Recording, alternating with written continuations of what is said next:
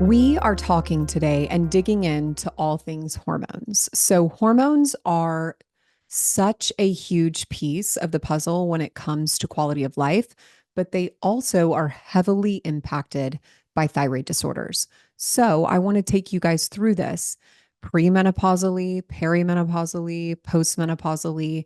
And the way that we'll do it is by going through each individual hormone one by one. So, we will discuss reproductive hormones today. I will not actually discuss adrenals today. I want to save that for its whole own episode. I'll finish this off with some Q&As that you guys submitted via Instagram. So stay tuned. Let's begin first with testosterone. So very, very early on in thyroid dysfunction and in a woman's aging process, we start to lose testosterone production. Starting around age 25, 26, it initially starts to decrease. That escalates more rapidly when you have a thyroid condition. So, symptoms of low testosterone really mimic one another all the way through the phases of a woman's life, from premenopausal, peri to post. So, symptoms of low T certainly overlap some with thyroid conditions, but truthfully, we need to be addressing all of these issues, not just thyroid, leaving low testosterone by the wayside, or just fixing testosterone, leaving thyroid by the wayside, right? We want to address everything together. So symptoms of low T are fatigue, low sex drive, poor physical stamina or endurance, like you're going to exercise classes, but you can never really build up your stamina. Poor exercise recovery, difficulty building muscle mass, difficulty maintaining muscle mass. And so these things, again, do overlap with thyroid, but they have an independent method of influence than just plain old thyroid conditions.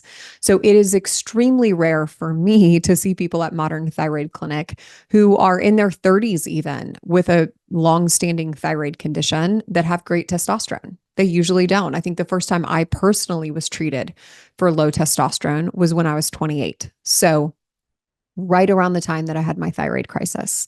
So you can build up testosterone levels in a few different ways. Obviously, foundationally, always we want to fix your thyroid. Always we want to address your adrenals because part of your testosterone comes from your adrenal function, from your DHEA production, that with compromised adrenals, you begin to lose. Another way to build up testosterone is to try to build muscle mass, right? So our skeletal muscle helps us produce more testosterone naturally. The tricky part about that is it's sort of this chicken or egg scenario, meaning when you don't have enough testosterone, it's really hard to produce and increase muscle mass to produce more testosterone. Whereas what we very commonly do at Modern Thyroid Clinic, especially for people who are pretty physically active and willing to like lift weights and do all the things once they feel better, we put them on some testosterone. We allow them to build up their muscle mass with weight training while they're on testosterone. And then a lot of them want to discontinue it and see if they can maintain that higher level of testosterone on their own, which often they can. And we're looking for that. I mean, in body scans, a great way to measure that. Obviously, monitoring testosterone levels, how we test and treat this hormone. Testosterone doesn't fluctuate greatly throughout your cycle. So we just have people check testosterone labs any day of their cycle if they're premenopausal or peri, and then obviously anytime if they're postmenopausal. We do a blood test.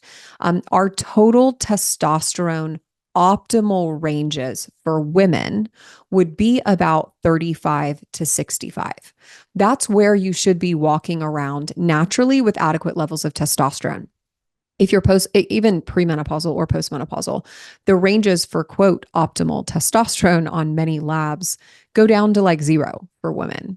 So they're like, well, we don't want you to have too much, but we really don't care at all if you don't have any. So that's a problem. Like testosterone really improves our quality of life, our vitality, our longevity, our ability to exercise effectively. So what a shame. They're very concerned about it for men, but not at all for women. So again, optimal ranges are 35 to 65. When we treat with testosterone, let's talk about multiple options. My preferred option is to do what's called a ready dissolvable tablet. I have my own right here if you're watching the video, and they are just, you open this, there's a little dissolvable tablet that you pop under your tongue. I literally took one 10 minutes ago. Let it dissolve in your oral mucosa as long as it can, and it absorbs through that oral mucosal lining. And the reason I like these, what's called RDT tablets, it gets in your system really quickly. It does not like a cream that has to build up over weeks and weeks.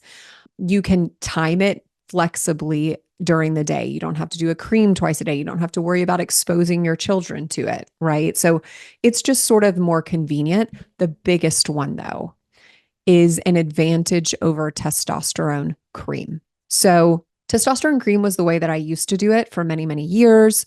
The downside of cream, y'all, is it takes a long time to integrate into your system. But in addition to that, for women especially, usually you place testosterone cream like on your inner thighs. When you do that, you're going to grow more hair locally where you are placing your testosterone cream. Okay. And it's usually dark. It's usually a little bit black. And you know what? Most women don't want that. And it doesn't necessarily stop growing if you stop using testosterone cream. Sometimes it sticks with you and you end up having to do laser hair removal, etc. So that's a bummer. And because of that, I switched to dissolvable tablets years ago. The one downside of dissolvable tablets compared to cream is I feel that they're easier to mess up from a compounding perspective. I feel like there's a little more built-in compounding errors in terms of dosing.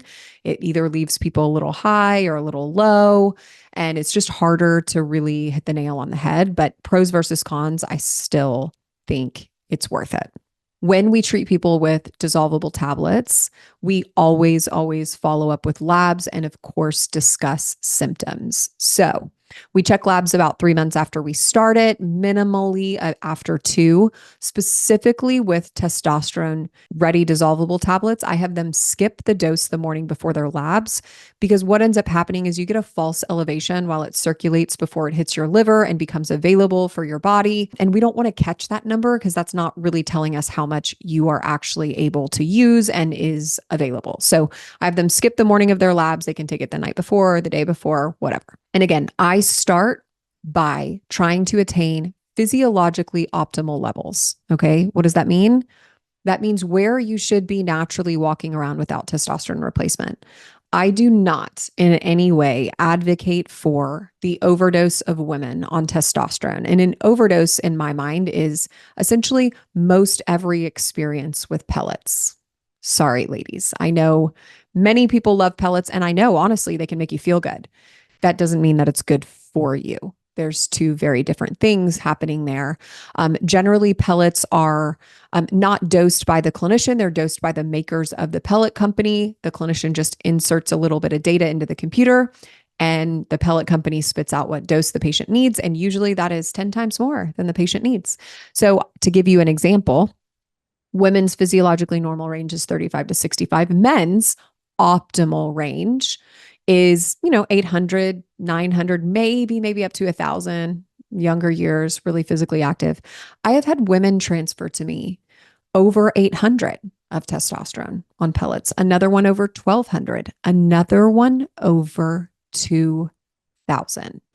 2,000 is double a man's level. It's a really good way for you to start growing facial hair, and women can even grow, and I have had patients on pellets that transfer to me where this exact situation has happened. They can grow what is referred to as a micropenis, where basically your clitoris enlarges more and more because of chronic exposure to elevation in testosterone. And that is a permanent thing that doesn't reverse if you take your pellets out or stop using them. And so, yeah, not really it for me. I would say on average, most people that transfer to us with pellets are at a level between about 400 and 500, which again is kind of an average, above average dose for or level of testosterone for a middle-aged man. Not really what I'm going for. So I am willing to increase women's testosterone above a physiologically normal level if they don't reach their symptomatic goals in a physiologically normal level. And I'll take them up to about 120, 130. But I'm not going up to 3, 4, 5, 600, certainly not going up to 2000. So I think that wraps up the basics of testosterone. So we'll move on. Let's talk about the second additional hormone that I see drop very early on in women's lives, but especially with thyroid conditions, and that is progesterone. So progesterone, low progesterone, I see in women in their 20s, 30s, 40s, and beyond, of course, but very, very common. Okay. I want you guys to understand symptoms of low progesterone in premenopausal women, women that are having periods. It's anxiety, irritability, agitation, insomnia worsened leading up to their period. That anxiety is building, building, building, irritability, building, building, building. They start their period and boom, they feel relief. They're like, wow, I've been so irritable. I don't know what was wrong with me this week. Gosh, I'm so sorry. I'm fine now. Yeah, no, that's low progesterone.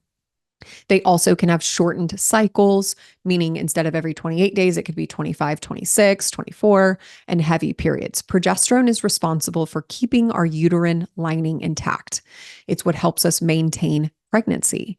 So, not only are women with low progesterone at an increased risk for early miscarriage in pregnancy, it's one of the most common causes of early miscarriage in pregnancy. It also can cause heavy periods and just shortened cycles because, again, it's not keeping enough of your uterine lining intact. So, some things to think about. Perimenopause, same anxiety, irritability, agitation, insomnia. I would be shocked. I am shocked when I see women who don't have low progesterone in perimenopause. Like, it's just rare. I will tell you that fixing a woman's progesterone is one of the most life-changing things I've ever seen in medicine. Did not know that 12 years ago, but it is because when you fix a woman's progesterone in the right way, they get relief immediately. Night 1, they sleep better. Day 3, 4, 5, they feel more calm, more zen, more like themselves. I've literally been called a witch 3 times by 3 different patients for fixing their progesterone. They're like, I want to clarify, it's a good witch, but still, you're some kind of a witch. And it's true. It's not true that I'm a witch, but it's true that the changes take effect so quickly that it is profoundly life altering. Postmenopausally, women generally experience anxiety, irritability, insomnia that onset around this time of their menopause or late in perimenopause. They're like, I just kind of haven't really slept well for the last 4 or 5 years. And they're like 55 years old. I'm like, well, that's probably your progesterone. And again, fixing that for women is postmenopausally is incredibly, incredibly powerful. So how do we fix it? So my favorite thing to fix low progesterone is a bioidentical compounded form of progesterone orally in a sustained release method. Okay. I know that sounds so particular, but it needs to be particular. Would I recommend progesterone cream? No, in less than 0.001% of my patients. Why? Because progesterone cream takes a long time to integrate into your system, build up levels, and then it's just stable all day, every day. Oral sustained release progesterone that comes from a compounding pharmacy is literally made from yams or sweet potatoes, natural. You take it before bed, you go to sleep. It hits most heavily while you are asleep. And then you wake up and it carries over the next day. Okay. It lingers to allow that calm, zen, more like myself feeling, which is what we're going for, right? We don't want you feeling tired all day and having the same level you need to sleep walking around during the day. That's not conducive for high quality of life.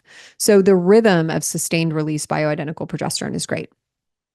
I find people respond almost the opposite way on synthetic progesterone. They feel more anxious. They feel more irritable.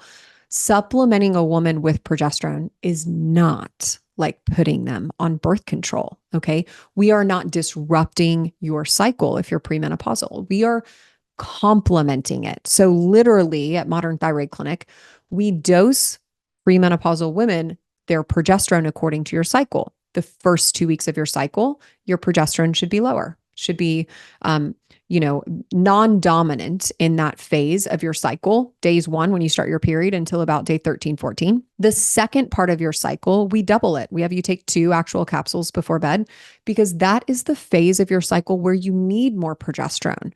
You're supposed to be preparing in case you're pregnant, preparing for your period, right? Protecting you from PMS and PMDD symptoms, basically. So we double it then. And then it starts over on the first day of your period. So that's kind of how we do it. We test, I should have probably led with this, but premenopausally, we test women. This is going to get confusing. Bear with me. I'll explain it. At the midway point between ovulation and their next period. So if they have a 28-day cycle, ovulation falls on day 14. Their next period starts on it falls on about day 28. We have them go on day 21. If you have a shorter cycle, if it's like 26 days, maybe we have you go on day 20 or 19. If it's longer, if your cycle's 33, 34 days, maybe we have you go on day 23, 24, right? So we are trying to capture labs at that time because that is the peak of your progesterone, okay? Your progesterone peaks in like 48 hours. It is up and it is down very volatilely, like very quickly in a small condensed period of time. So we want to capture that ideally so we can know what is your progesterone at its highest. That also creates predictability for estrogen levels, which we'll talk about next. Premenopausally, I like progesterone levels at peak to be between about 16 and 23 in non-pregnant women. Postmenopausally, when people are not producing their own progesterone, I find women feel well. We find women feel well with progesterone levels between about 2 and 6. And again, our approach with hormones is what is the least amount of hormones you need to not have symptoms of lack of hormones or hormonal deficiency? And by, protecting long-term health outcomes, things that can help you, but not overexpressed hormones, that kind of thing. So those are our ranges. That's what we are looking for. We test women the morning after they take their progesterone. They don't need to skip it the day before, et cetera. And it is always a blood test. In perimenopause, it gets a little tricky. Often, we rely heavily on symptoms because the predictability of periods becomes more challenging, which means the predictability of nailing down a peak of progesterone also becomes more challenging. So progesterone is really important for balancing out estrogen. It's also very neuroprotective as far as its hormones go. So it has a lot of benefits for quality of life and even longevity. Shall we talk about estrogen next? I think so, right? So estrogen's the one that really has been demonized in kind of mainstream medicine for a really long time. Meanwhile, functional and integrative medicine people have really been advocating for the use of estrogen for years. Recently, the American Menopause Society came out and is now advocating for estrogen replacement therapy too, though I do not agree with their methodology, what they advocate for, a lot of it. But I am happy that they are now at least advocating for this, right? So what originally happened with estrogen is in the 90s, there was a study that came out called the Women's Health Initiative. And it said basically that estrogen causes cancer. And so from then, everyone has assumed that that study is good. And that is what we ran with in medicine for so darn long. Well, really quickly, people began to analyze that study and be like, this was not really effectively done. This doesn't seem like a valid study at all. And we probably need to take another look at this. So a lot of people already had discredited that study. Even the people that put on this study came out and were like, yeah, we were kind of wrong. However, all day, every day, clinicians, physicians of all kinds are still quoting that study as a reason to not use estrogen. In April of this year of 2024, honestly, one of the biggest studies I've ever seen in medicine came out. And I think it was about, I should have pulled up the study before. I'll drop it in the show notes. I think it was over 10 million women. It might have just been a million, but somewhere between 1 million and 10 million women over 20 years on estrogen replacement. That's a big study, y'all. And it looked at long-term health outcomes associated with estrogen replacement versus people who are not on estrogen replacement. And guess what they found? They found the women that participated in estrogen replacement had less of a risk for breast cancer, ovarian cancer, less of a risk for cardiovascular events, which is the thing that kills most all of us, improved risk factors for brain health, meaning they were less at risk for brain health issues as they aged, less obviously at risk for osteoporosis, osteopenia, and really blew the previous study of the Women's Health Initiative out of the water. And so if your clinician is still telling you, oh no, you can't do estrogen, estrogen's so bad, they are not keeping up with giant, enormous advances in medical literature, and you need to find a new clinician. Full stop, period. Because this is not an ignorable study that we're talking about. It's a study that absolutely will change medicine permanently forever. So I'm a big, big advocate for estrogen replacement in women.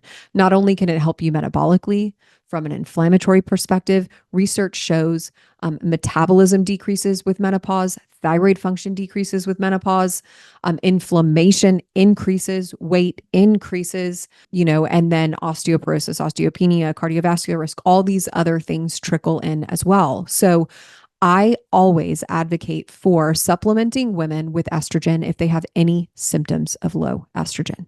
Symptoms of low estrogen are hot flashes and vaginal dryness. Okay. Also some hair, skin changes, some weight usually retained around the midsection, and it can be incredibly powerful for these things. Again, in this regard, I don't over medicate women on estrogen. I don't need you to have as much as a pregnant lady, right? I just want you to have enough that's protective for your long-term health outcomes and mitigates your symptoms. And what we find is a level between about 35, 75-ish for most women is enough. And so that's what we stick with. If they need a little more, that's fine. That's still all very conservative. So testing. So part of what I disagree with the American Menopause Society is they advocate for not testing levels to adjust them. I think that is insane. So we test 3 months later after we start women on estrogen and look for levels and also correlate those levels with symptoms, right? And again, we're looking for about 35 to 75. And postmenopausally, right? That's stable. It's not fluctuating. I was going to add something else. Oh, the kind of estrogen we use. So I generally stick with biased transdermal cream that you can put on your inner thighs, that kind of thing. Builds up slowly over time, but creates a lot of stability. Or what I've been doing lately too is a vaginal troche. Troche's a little like waxy tablet that you can insert vaginally at night, not messy, isn't going to cross expose a partner during intercourse, etc. And it gives you systemic support, but it also gives a little extra support for vaginal lining, which can atrophy as estrogen drops, which can cause bladder prolapse, all kinds of things internally. It can cause painful intercourse, right? I didn't mention that earlier. Painful intercourse is a huge problem with women with low estrogen, and it is traumatic, y'all. Like women they have PTSD associated with sex, and it is so sad, and it's honestly really hard to reverse. So the sooner that you're able to intervene with something like that, the better, and you need to, because otherwise you become terrified of sexual activity. So the vaginal troche really allows for proliferation and just absorption of estrogen vaginally to thicken up that lining, to create a lot of lubrication for intercourse, etc., it's amazing. People don't mind doing it. It's not messy. It's honestly great. Both of these forms are bioidentical. Both of them are also from compounding pharmacies. Compounds in general usually cost about $120 every 3 months. So kind of like a $40 copay, but you pay in 90-day increments because it's always cheaper that way to do so. The one thing I don't love is oral estrogen. So I should add that. Oral estrogen causes a lot of issues downstream with changes in the way that your other hormones are metabolized by increasing your sex hormone binding globulin, and it's circulating freely in your system in very high levels before it is available. It's just, I don't like it. I don't view it as really safe. And I think it causes issues downstream with other hormones, thyroid, et cetera. So don't recommend that form, but to each his own, talk with your doctor. The flip side of this conversation with estrogen from low estrogen is estrogen dominance. And this is usually in pre or perimenopausal women. It's where they have too much estrogen. And these symptoms very, very much mimic low progesterone. Okay. So again, it's anxiety, irritability, agitation, insomnia, worsen leading up to your period, heavy, crampy, moody periods, migraines leading up to your periods, specifically with this, breast tenderness around ovulation, cramping around ovulation around day 14, spotting around ovulation. So those are sort of estrogen symptoms. A lot of those symptoms overlap with low progesterone because a lot of it is about the ratio of the two. We use DIM and calcium D-glucarate to reduce estrogen dominance in our patients by upregulating the metabolism and transportation of estrogen to be excreted out. And it works very, very well. It's honestly pretty life-changing. And you don't want to walk around with a lot of excess estrogen anyway. Again, it can increase risk for blood clots, et cetera. Which I don't think is an issue in women postmenopausally supplementing with reasonable amounts of estrogen, right? The goal is you don't need a ton, you just need enough. So it's important to think about. I view estrogen replacement as extremely safe. Do I think it could be used irresponsibly? Sure. But I view it as very, very safe when it's done in a responsible, safe way, in the way that we do it at Modern Thyroid Clinic. So many, many times I get questions about, do we do hormone replacement at Modern Thyroid Clinic? We absolutely do for all categories. I wanted to scroll through just a little bit of Instagram questions about this topic and make sure I covered all of your questions. How to recognize perimenopause while on birth control. I would say a lot of it is can be symptoms, but again, your birth control can put you into perimenopause. Like a lot of birth controls put people into a pseudo postmenopausal state when it comes to your estradiol, your progesterone. Those numbers read as 0, which again, over time can lead to health issues. So it's very, very important that you listen to your body and you work with someone who helps to overcome those issues. And I think I covered all the hormone questions in the context of this talk. So if you've enjoyed this, if you enjoy our podcast, y'all, please, please, please leave a review, write a review, give us a rating, share this episode with a friend who might be struggling with hormonal dysfunction. It really, truly helps us. Stay tuned on my Instagram to give me feedback on what you want me to talk about next. I always want to provide information that is valuable and insightful to you. And I love to hear what that might be. So stay well and always remember there is no reason to still have thyroid symptoms.